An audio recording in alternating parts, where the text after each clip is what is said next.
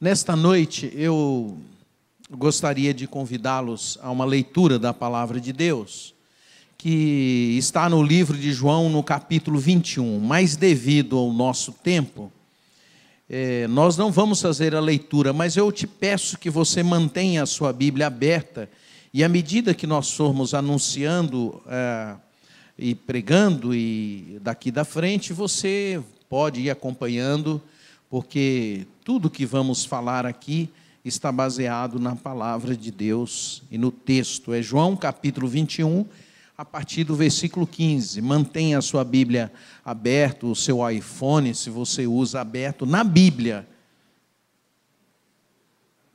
Vocês estão entendendo o que eu estou falando, né? Então tá bom. Agora, preste atenção. Nós assistimos, ou eu pessoalmente assisti a série 13 Razões Por Quê. E eu confesso que eu fiquei muito impactado com o filme, pela forma tão desamorosa como as pessoas se relacionam nos nossos dias, pela forma tão entristecedora como as pessoas que não conhecem a Deus se relacionam, como as pessoas lidam com aqueles que têm sofrimento, com aqueles que estão passando por dificuldades. É a história de uma jovem que vai para uma high school, sai de uma cidadezinha pequena no interior dos Estados Unidos e acompanha a sua família para uma cidade maior. E ali ela tenta se inserir, se incluir numa escola e criar amigos ali naquela escola. E nas primeiras experiências dela, nessa tentativa de ser aceita pelo grupo, os seus padrões morais são, vamos dizer assim, agredidos, e ela começa a ser assediada para que ela entre num mundo um tanto promíscuo que aquele grupo de estudantes viviam naquela escola. E ela é uma moça muito bonita, começa a ser excessivamente assediada, e ela vai resistindo, mas à medida que ela vai resistindo, o grupo vai diminuindo, e falando dos seus valores, e diminuindo a integridade dela, falando da beleza dela, falando de partes do corpo dela, e espalhando essa notícia como se ela fosse uma moça vulgar. E, ao final, ela termina com a sua própria vida. É um filme, um seriado extremamente triste, mas ele retrata uma realidade dessa sociedade tão dura, tão desumana, tão desamorosa, e que nós precisamos nos levantar contra isso, como igreja.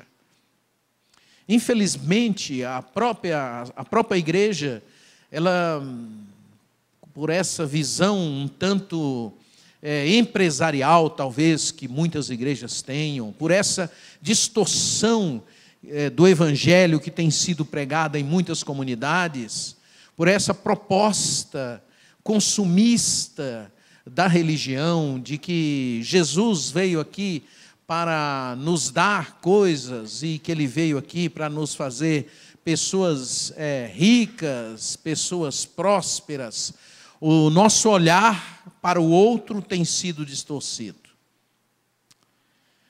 A lógica do amor sem Deus é uma lógica terrível e cheia de dificuldades e cheia de problemas.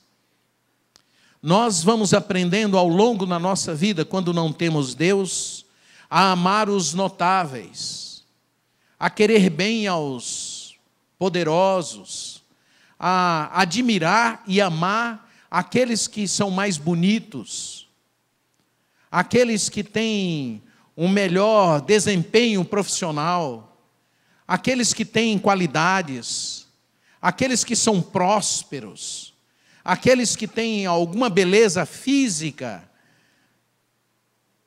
aqueles que têm algumas qualidades do ponto de vista social, aqueles que têm poder, nós admiramos as pessoas pelas competências que elas têm e que elas desenvolvem.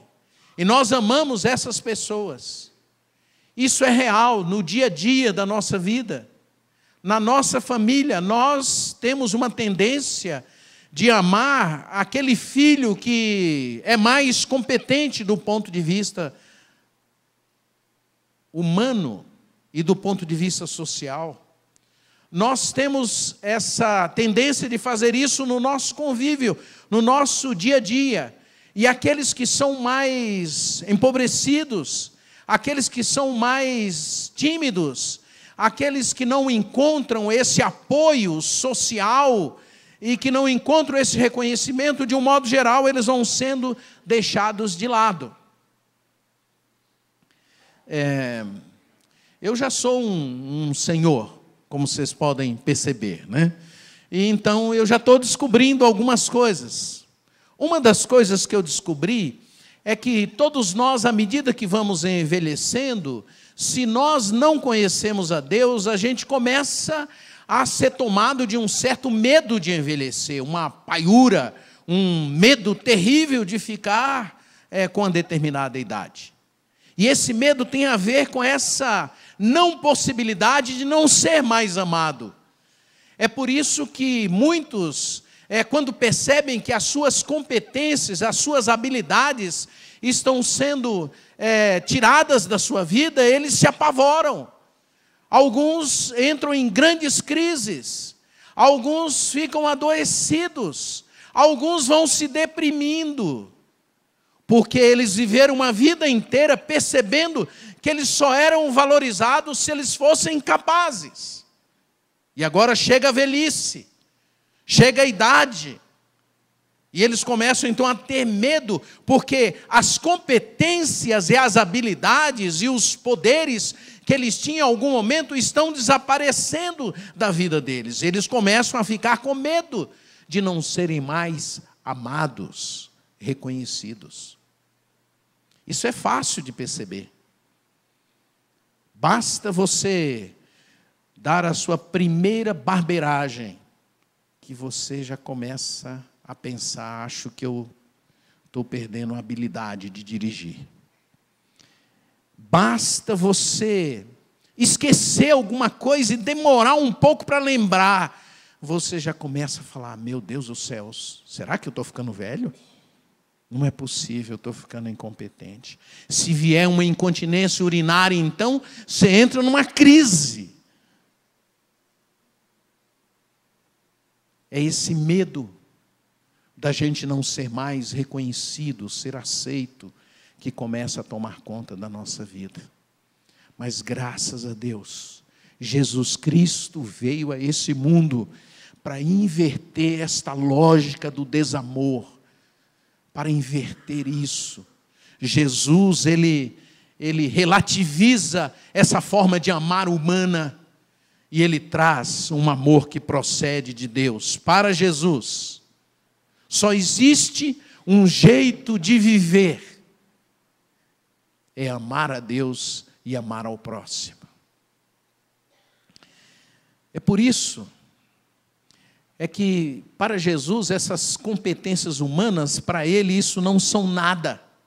Isso não tem nenhum valor. Na palavra de Deus é muito clara que só existe duas coisas fundamentais para todo ser humano. Primeiro, se elas quiserem aprender a viver de uma forma digna e saudável, a primeira coisa que elas precisam fazer é crer em Jesus. É crer que Jesus Cristo morreu, foi à cruz, ressuscitou e, como cantamos aqui, voltou para morar dentro do coração de pessoas como eu e você. Foi para isso que ele veio ao mundo. E a segunda coisa é que Jesus nos ensina que o jeito da gente viver é através do amor. Então a palavra de Deus ensina que se você afirma ser um cristão e você não crê na ressurreição de Jesus, a sua fé é inútil. E a palavra de Deus diz também que se você fizer todas as coisas, entregar o seu corpo para ser queimado a favor do pobre, se não tiver amor, o que você está fazendo também é inútil. É por essa razão que Jesus inverte. E na história, na vida de Pedro, essa proposta que eu estou dizendo, essa lógica do desamor humano, começa a se inverter. Porque Pedro era um ser humano como todos nós somos.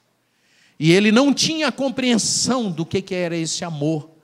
Apesar dele conhecer, de alguma forma, ouvir, compreender em alguns lances quem era a pessoa de Jesus Cristo.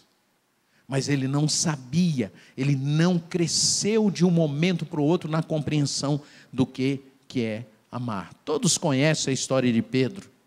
Pedro era uma pessoa que vivia decepcionado com o mundo, amargurado no coração, com raiva dos seus amigos, com raiva daqueles que lhe eram próximos, com raiva dos seus amigos porque os seus amigos aderiam aos romanos, se vendiam, se entregavam aos romanos, porque eles eram pessoas, os romanos escravizavam os israelitas, e ele então tinha raiva daquele povo. Era um homem que ficava com raiva dos seus amigos porque eles se juntavam aos romanos. Eles sentiam que os seus amigos eram infiéis e traidores, e por esse motivo ele era um homem rancoroso. E um dia ele estava pescando, passaram o dia inteiro pescando com seus irmãos, e nada pegou. E Jesus, no final do dia, indo na direção e passando por ele estava, viu que ele e os seus irmãos estavam arrumando uma rede. Então Jesus olha para eles e pede a eles que volte para o mar e que jogue a rede numa determinada direção. E ele então vai até o mar, entra naquela direção e joga a rede conforme a orientação de Jesus e traz a rede cheia de peixes. E tomado de uma grande alegria, ele convida os demais para ajudá-lo a trazer os peixes.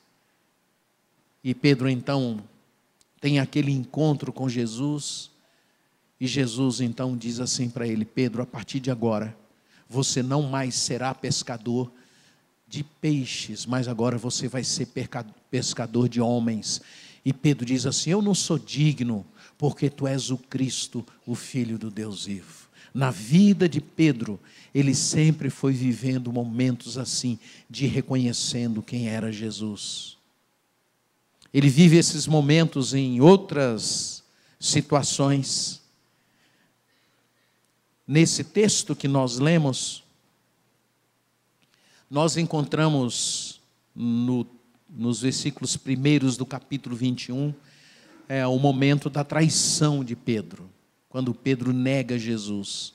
O texto diz que Jesus foi preso, e Pedro, ao saber que Jesus havia sido preso, ele abandona Jesus, começa a acompanhar Jesus de longe, e de madrugada, enquanto Jesus estava preso, Pedro entra em Jerusalém, e ao entrar em Jerusalém, ele encontra uma praça, e nessa praça havia algumas pessoas que estavam ali conversando sobre aquele fato da prisão de Jesus. E ele chega então naquele lugar e se assenta e toma um pouquinho daquele calor que estava ali, e logo começam a chegar as pessoas, e as pessoas começam a olhar e conversar, e uma delas reconhece que Pedro era um dos filhos, ou um dos discípulos de Jesus, e ela se dirige a ele, e ele nega, e vem uma segunda pessoa e diz a mesma coisa, e vem uma terceira pessoa e diz: você é um deles, até o jeito de você falar é dele, você é um dos discípulos. E Pedro nega a Jesus. E naquele momento Jesus deixa a sua sala de tortura e vai passando pelo pátio, e conforme Jesus havia dito, o galo canta e Pedro troca um olhar com Jesus e se lembra do que Jesus havia dito para ele. Ele nega Jesus, ele decepciona Jesus, e a Bíblia diz que Pedro chorou amargamente. Aí Jesus é preso, morre, vai para a cruz, e da cruz ele ressurge, e o primeiro encontro de Jesus na ressurreição é com um grupo de mulheres. Ele vai até aquelas mulheres, e em forma de anjo, aparece um anjo, e diz assim: olha, o Senhor não está mais aqui, e vocês devem ir contar aos discípulos que Jesus ressurgiu. E diga isso especificamente a Pedro, não para todos os discípulos. Isso nos ensina que apesar das nossas decepções, apesar das nossas infidelidades com Deus, apesar das nossas culpas, apesar da nossa indiferença, apesar do nosso cinismo com relação a Deus, apesar da nossa não dependência de Deus e não ter o desejo de ter Deus dentro de nós, apesar das nossas desobediências, das nossas traições, é importante que você saiba e que você comece a compreender que Deus não desiste de você, apesar de você. Que há uma perseguição divina a você. E que em algum momento você vai ter uma troca de olhar com eles. Em algum momento você vai ouvir essa notícia de que Ele está profundamente interessado na sua vida. E que Ele quer não só olhar você, cuidar de você, mas Ele deseja morar dentro de você. Eu, de fato, não sei qual é a sua situação. Eu não sei como é que você chegou aqui hoje, mas eu tenho que te dizer que Deus não desiste dos seus filhos. E vai encontrá-los aonde for.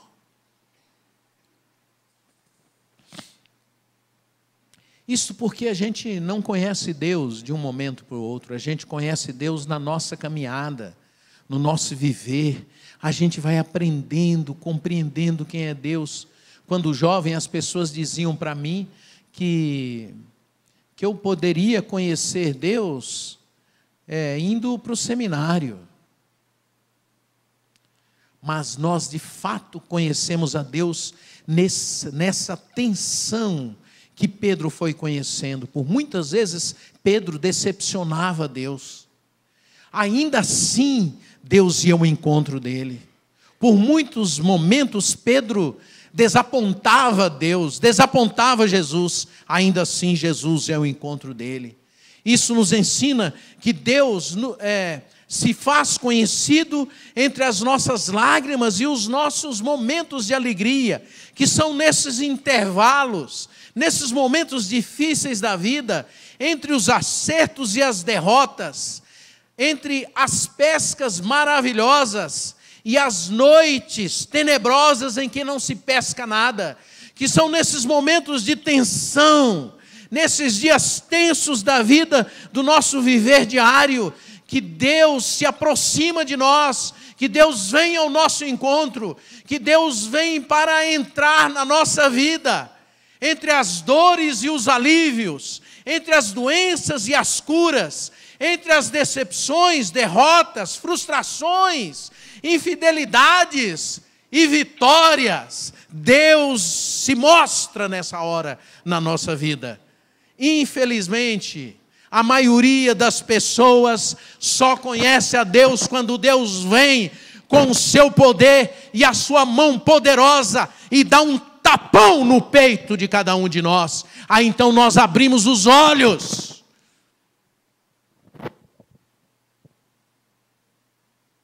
É na agonia, é na dor, é na angústia. Com Pedro foi assim. Com ele foi assim. Deus foi se revelando no processo. Ele foi aprendendo, vivendo uma experiência cada dia. Ele foi se engravidando da fé em Jesus, vendo milagres e ao mesmo tempo tendo decepções. Foi assim que ele foi crescendo.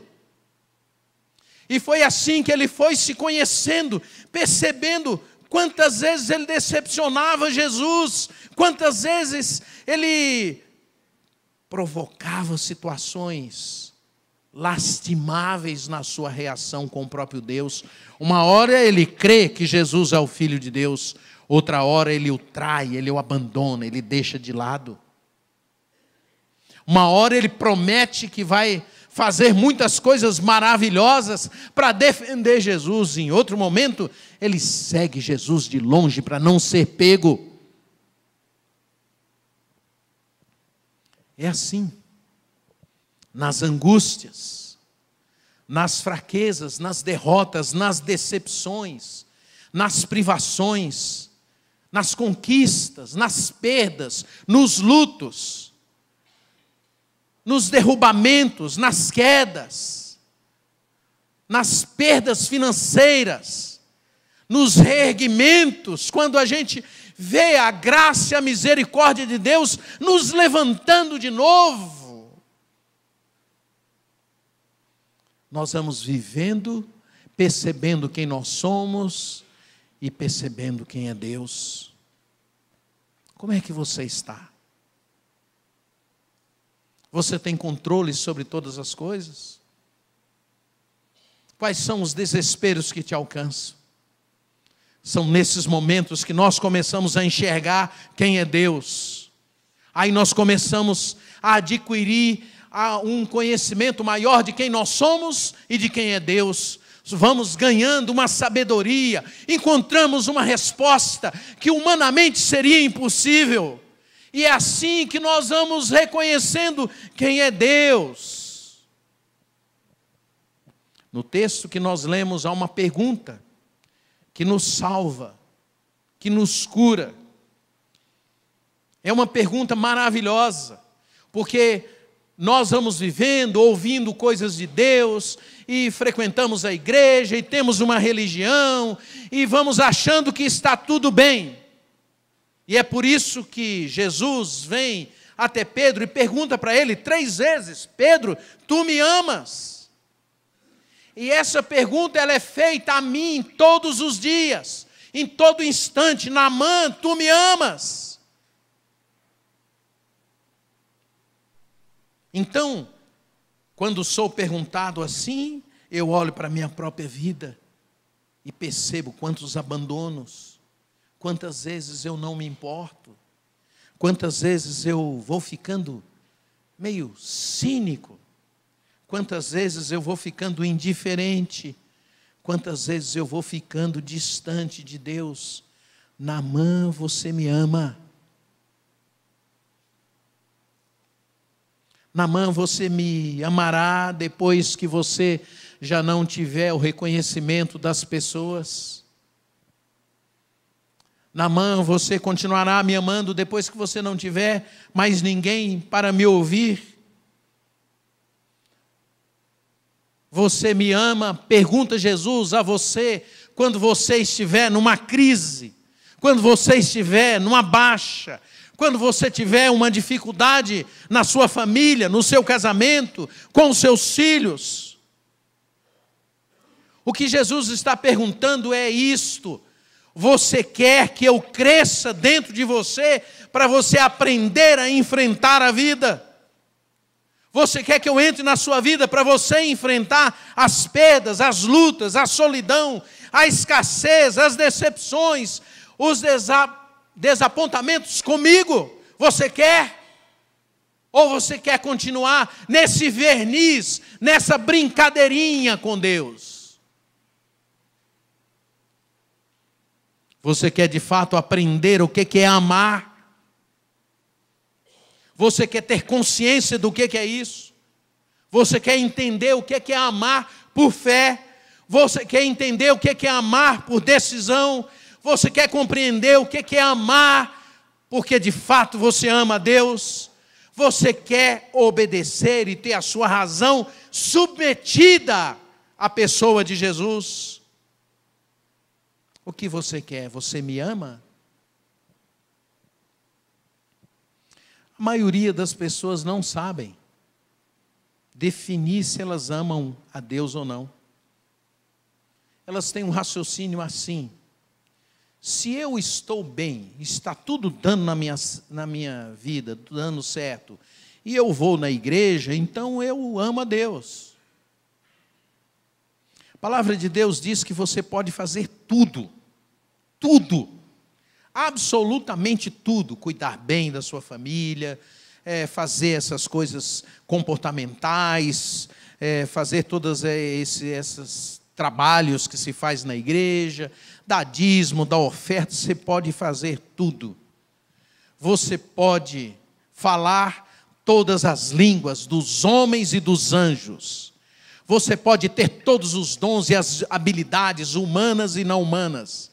Você pode ser uma pessoa fervorosa. Você pode entregar tudo para ser vendido, para ser dado aos pobres. Você pode entregar o seu corpo para ser queimado, para ser esquartejado, por amor àquilo que nós chamamos de obra de Cristo. Mas diz o texto de Coríntios, que se você fizer todas essas coisas, mas você não tiver amor, a Bíblia diz que você não será nada. Ah, pastor, eu acho que eu estou bem com Deus. Quando o coral canta essas músicas lindas, eu tenho uns arrepios assim, eu estou bem.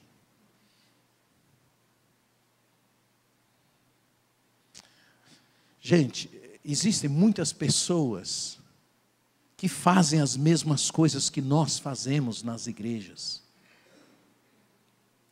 e nem creem em Deus. Alguns deles me procuram lá na universidade e têm projetos assim maravilhosos, mas eles não creem em Deus. Jesus pergunta a você: tu me amas? Porque essa pergunta resolve todos os seus passados, todas as suas amarguras, todas as suas raivas, todos os seus rancores, que estão se manifestando agora, porque você não entendeu ainda. Essa pergunta resolve todo o nosso futuro, por causa dessa convicção de que nós somos amados por Deus.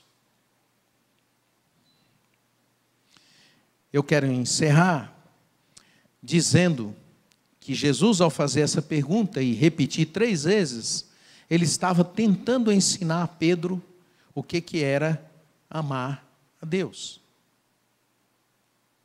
Vamos ver se alguns de nós aqui entendemos o que é amar a Deus.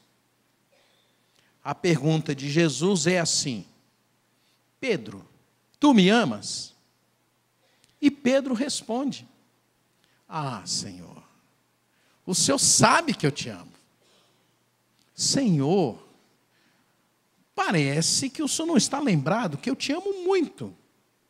Há 1 semana atrás, Senhor, o Senhor estava preso e eu fui ali na fogueira, ali, tomar um calorzinho, e o Senhor não viu que eu te amo? Chegou uma mocinha lá perguntando se eu tinha alguma coisa a ver contigo, e eu te amo tanto que eu fiquei com raiva daquela moça e comecei a xingá-la e dizer para ela que eu não te conhecia.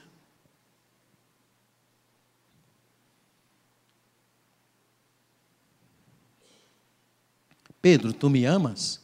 Senhor, o Senhor não está lembrado? O Senhor sempre nos ensinou que a vontade de Deus deveria ser cumprida na sua vida, mas o Senhor queria ir para Jerusalém para morrer numa cruz. Então eu tomei uma decisão de te amar e resolvi assumir que o Senhor não iria para a cruz. E eu coloquei a minha carne, a minha humanidade, a minha capacidade humana. O Senhor sabe que eu sou um cara legal, bacana, e eu te amo. Por isso que eu cortei a orelha daquele soldado lá.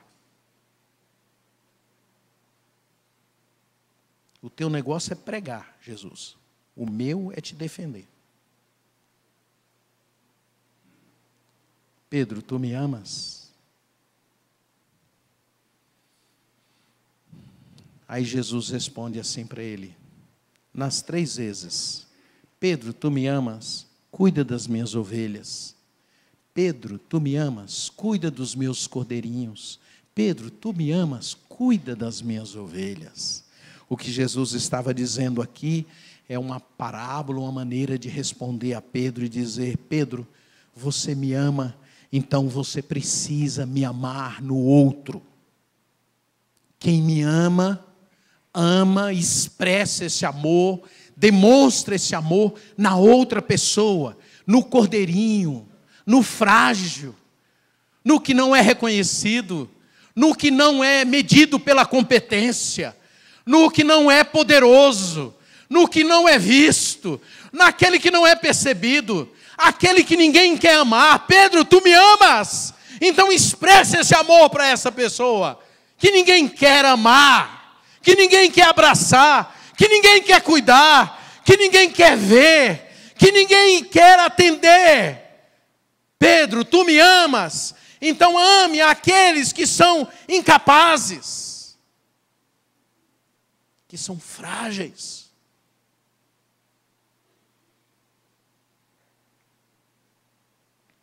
Pedro, você só me ama, e você de fato me ama quando você expressa amor todos os dias para as pessoas que cercam você. Pedro, tu me amas?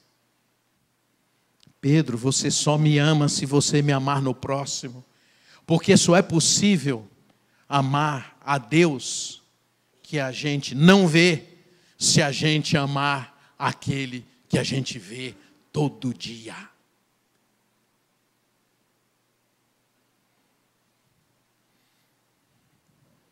É assim que a gente ama. Segundo Jesus. Segundo cada um de nós, a gente vai amar conforme os nossos, as nossas interpretações, conforme a nossa admiração, conforme a competência do outro. Como ter certeza que a gente ama? A gente pode ter certeza que a gente ama de 2 maneiras. Primeiro, aprendendo a não confiar na gente e aprendendo a confiar em Deus. Perceber que nós não somos capazes nem de tocar a nossa vida toda e nem de amar. Jesus diz assim para Pedro, depois desse diálogo, Pedro, vai chegar um dia que as suas pernas vão ficar trêmulas. Pedro, vai chegar um momento que você não vai ser capaz de vestir as suas roupas. Pedro, vai chegar um momento que vão te pegar e te levar para um determinado lugar que você não gostaria de ir. Vai chegar o dia da sua limitação, Pedro. Vai chegar o dia em que você vai ser considerado impotente. A minha pergunta, Pedro, para você é, se nessa hora você vai continuar me amando? Porque eu dei a minha vida por você na cruz. Enquanto você é poderoso, pode, se mostra, você não precisa e não reconhece, e não vê e não aprende a amar, nem a Deus, nem um ao outro.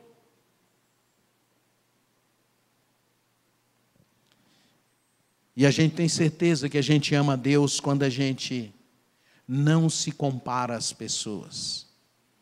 Pedro, nessa conversa, ele estava muito assustado, porque as profecias de Jesus para ele não eram as melhores. Jesus não disse assim, ó Pedro, você vai viver 110 anos, vai ser uma maravilha a sua vida, não. Ele falou, você vai ter problema, porque é natural, todo ser humano. Você vai continuar me amando quando você tiver problemas de saúde, na sua mente, no seu coração.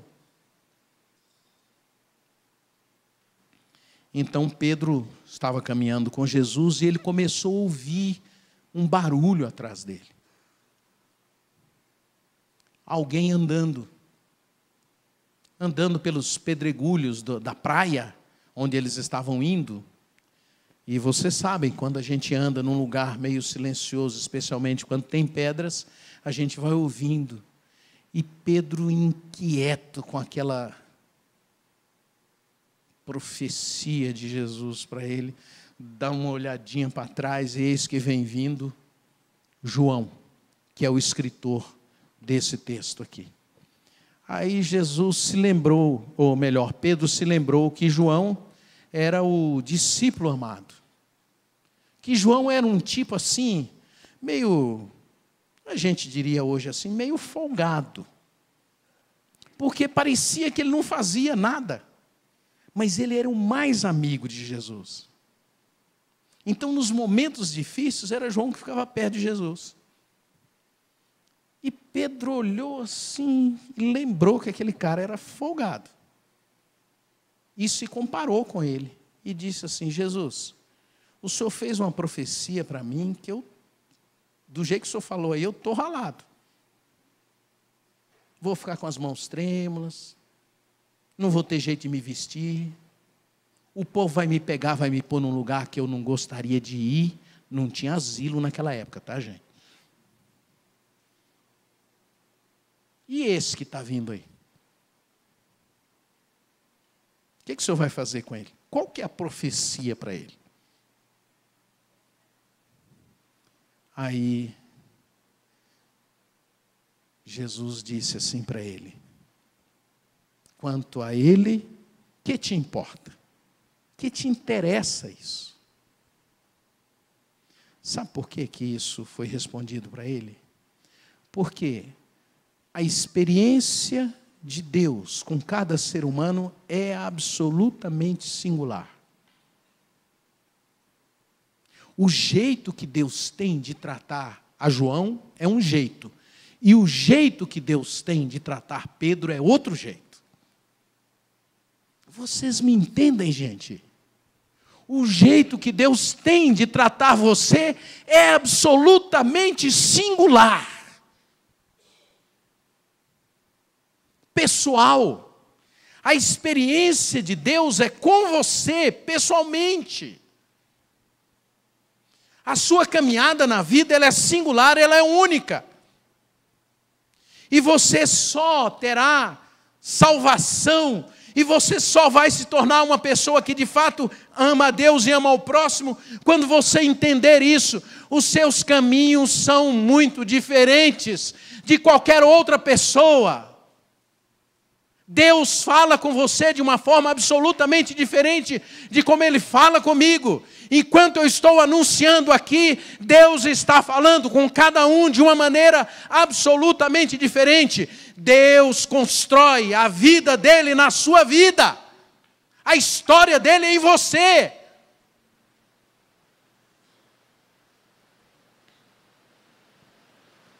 Há uma carta que Deus quer escrever em você. Só em você. Em ninguém mais. Há uma impressão digital que Deus quer colocar na sua vida. E só em você. Há um nome que Deus quer dar só para você. E que a Bíblia diz que ninguém sabe, só você e Ele.